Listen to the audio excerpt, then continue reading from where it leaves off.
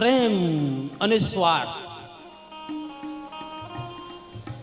પ્રેમ અને સ્વાર્થ આ સૌંદર્યમાં પડ્યો છે.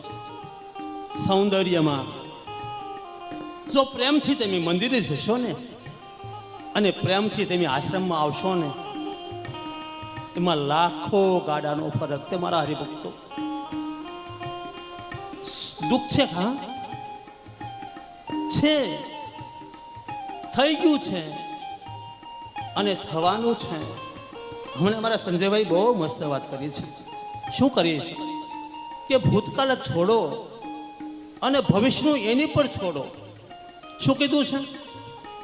ભૂતકાળ છોડો તમે, કે ગઈકાલનો દિવસ એ ક્યારેય પાછો આવવાનો નથી અને ભવિષ્ય કોઈ જોયું નથી, તો એની ચિંતા શું કામ કરો છો?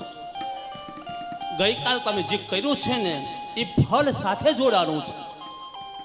એમાં તમારું કે ભગવાનનું નહીં ચાલે, કે જે તમે કર્યું છે એ જ તમારે ભોગવવાનું છે. ભૂતકાળ ચાલ્યો ગયો છે, સમયની સાથે ચાલ્યો ગયો છે. એ તમારી પાસે એ સમય પાછો ક્યારેય નહીં આવે. સમય આવશે ત્યારે કર્મ લઈને આવશે. સમય 100% પાછો આવે. ભૂતકાળનો સમય 100% પાછો આવે આવે આવે, પણ બે લક્ષ્ય લઈને આવે છે, સત્ય અને અસત્ય. જે તમે કર્યું છે એ ભૂતકાળ લઈ અને પાછો સમય પાછો આવે છે.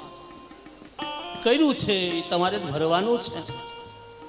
પુણ્ય કર્યું હોય તો પુણ્યનું ફળ મળશે અને ખરાબ કર્યું હોય તો ખરાબનું ફળ મળવાનું છે.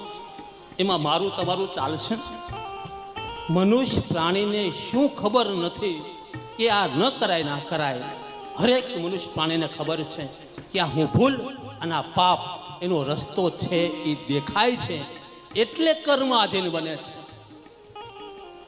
બાકી તમે ગાય સાથે ભટકાવ, એ ગાયને નથી પાપ લાગતું. શું કામ? એને ખબર નથી. મનુષ્યને ખબર છે કે હું શું કરું છું, એટલે કર્મ આધીન જોડાય છે.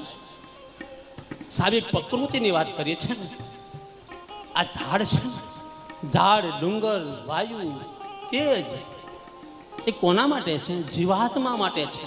ઈશ્વરે કેટલી આપણે લીલા આપી છે, છતાં આપણે ઈશ્વરની સાથે આદેશ કરીએ છીએ. આદેશ